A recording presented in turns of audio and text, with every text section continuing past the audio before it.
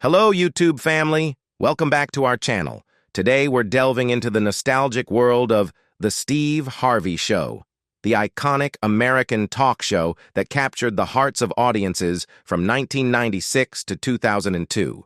As we reminisce about the laughter, the wisdom, and the unforgettable moments, we'll also pay tribute to some of the beloved actors from the show who are no longer with us.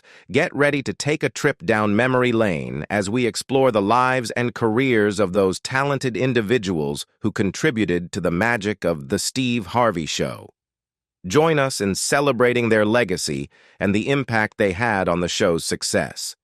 If you're a fan of classic television, laughter, and a touch of nostalgia, you're in the right place.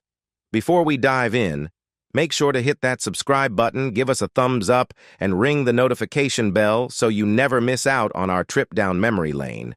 Let's jump right in and explore the lives and stories of The Steve Harvey Show, actors who left us too soon. Are you ready? Let's get started. Merlin Santana. Merlin Santana portrayed the recurring character famously known as Romeo Santana. Unfortunately, the actor passed away on November 9, 2002, at the tender age of 26. Merlin Santana's demise was attributed to a gunshot wound to the head.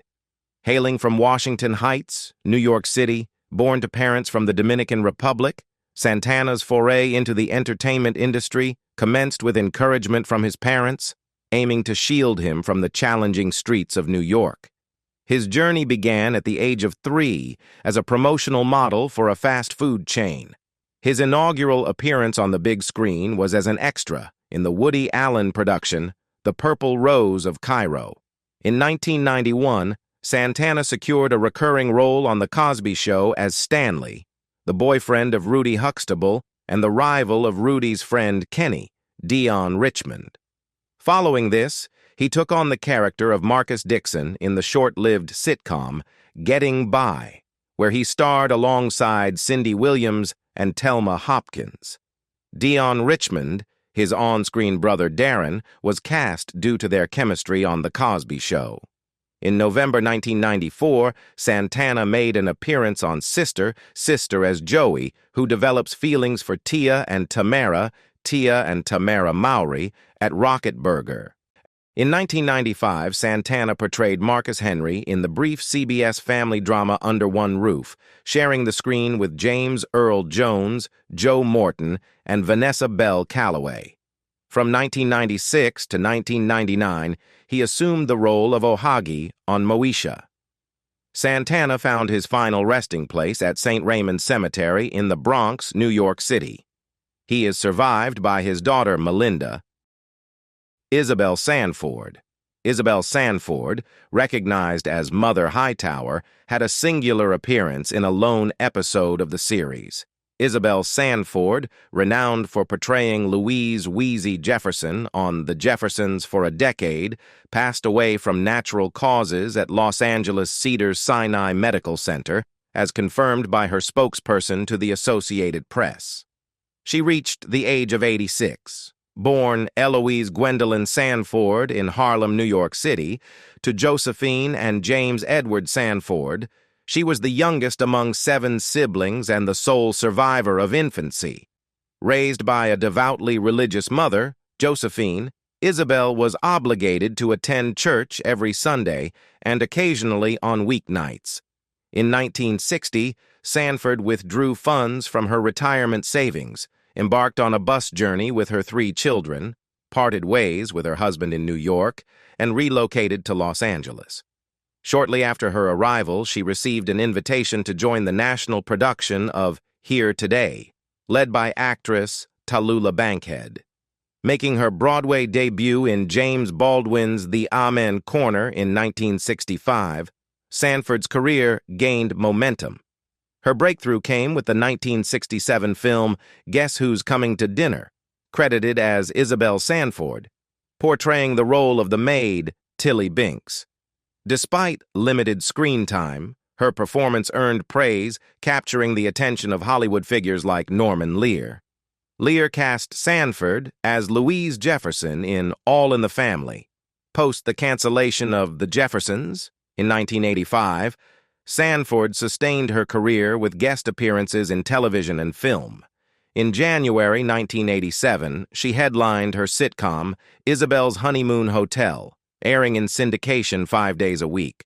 Although created to showcase Sanford's comedic talent, the series failed to garner an audience and was swiftly canceled.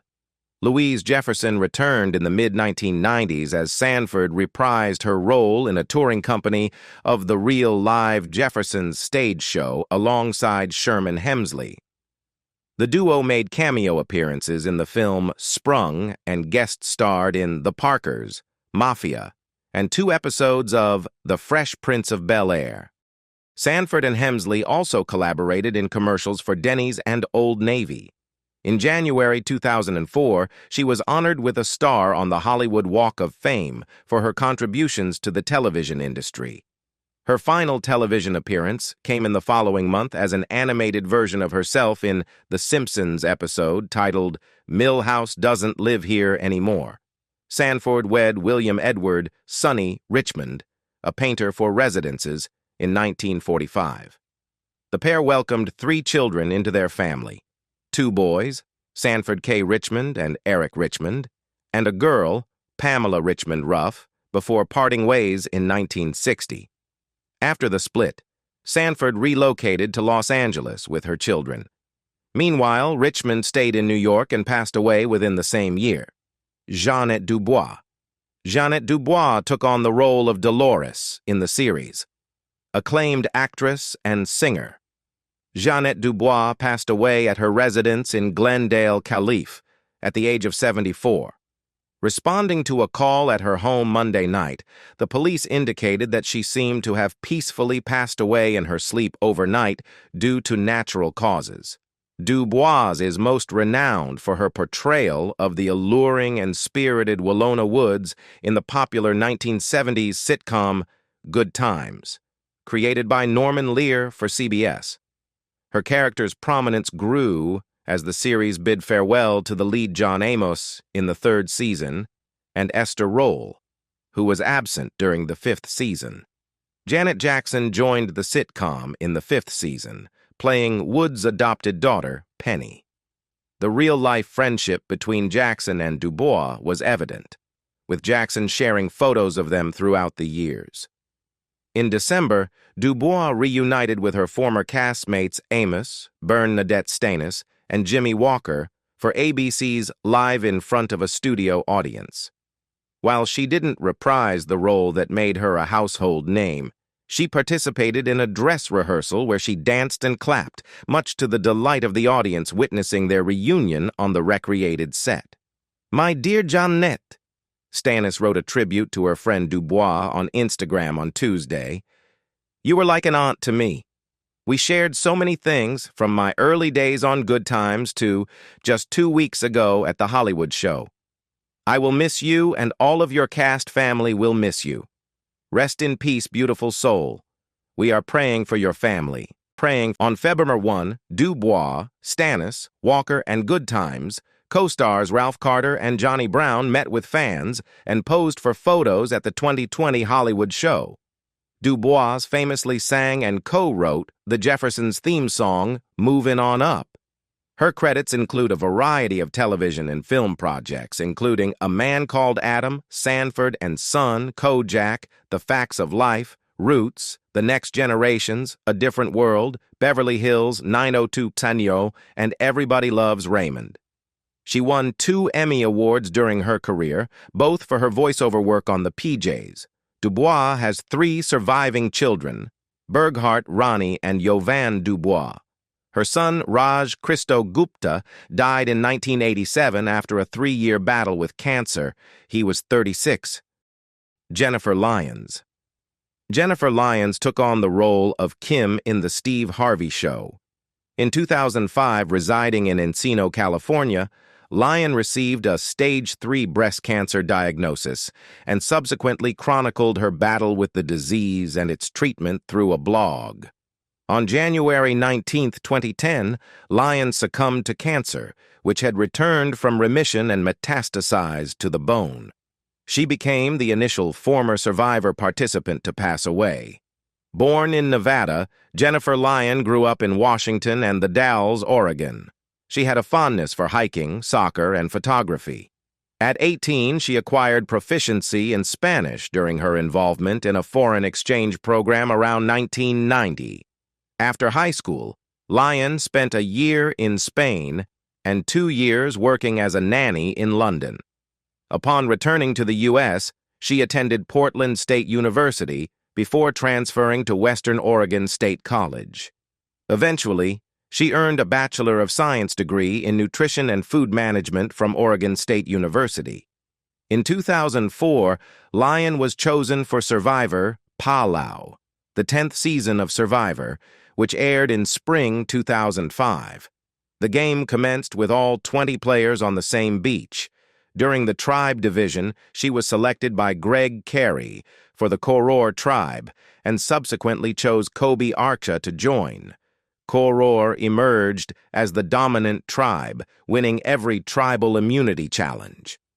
Lyon developed a showmance with Carey during this period and also had a competitive relationship with Oolong member Stephanie LaGrossa, who consistently outperformed her in challenges. She became the inaugural former Survivor participant to pass away.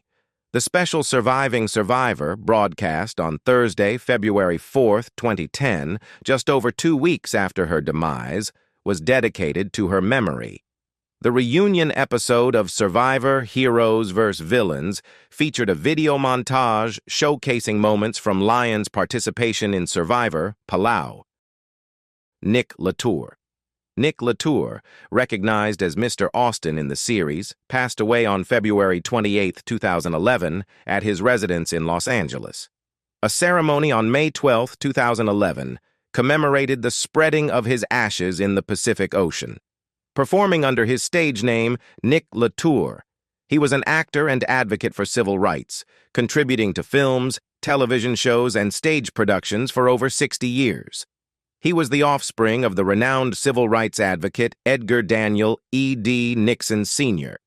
Edgar Daniel Nixon Jr., born on August 1, 1928, in Montgomery County, to Pullman Porter and civil rights activist E.D. Nixon Sr., and his first wife, Elise Curry Nixon. He stood as their sole child. During his formative years, Nixon was deeply involved in the civil rights endeavors of his parents and their associates. Notably, his father posted bail for Rosa Parks, following her arrest on a Montgomery City bus for refusing to yield her seat to a white individual.